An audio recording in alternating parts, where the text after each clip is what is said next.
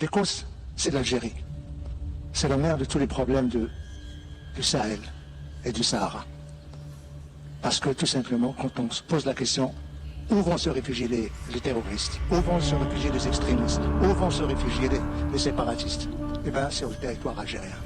Un diplomate marocain disait récemment que l'Algérie a des problèmes avec tout le monde. Est-ce vrai? Après le Mali, maintenant la France. L'Algérie et la France sont en route pour croiser le fer. L'Algérie a expulsé 12 diplomates français en réponse à l'arrestation d'un agent consulaire de l'Algérie en France. Cet agent était soupçonné d'être impliqué à l'enlèvement d'Amir Boukour. Amir Boukour est un opposant politique algérien résidant en France, un grand critique du gouvernement algérien.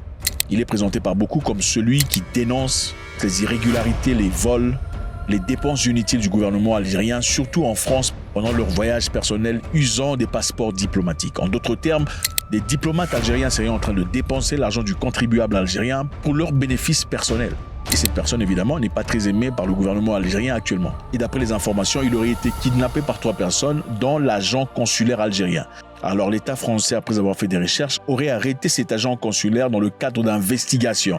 Et l'Algérie, évidemment, trouve ça inacceptable de voir son agent consulaire se faire arrêter par la France. Amir Boukour, un opposant politique algérien et très célèbre sur TikTok, avait été arrêté par des gyrophares pensant que c'était la police. Après une petite discussion, a été appréhendé et forcé dans la voiture. Les 3 personnes qui l'ont kidnappé étaient apparemment algériens et voulaient l'envoyer illicitement et de force en Algérie pour y être jeté en prison.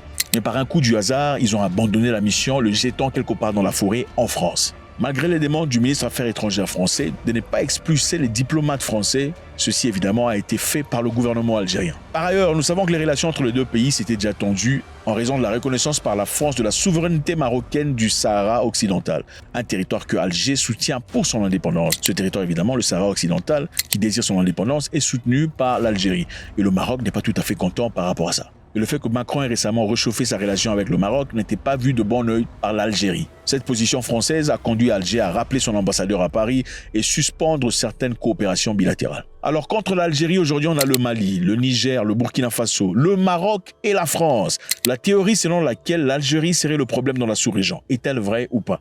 Faites-moi savoir ce que vous en pensez.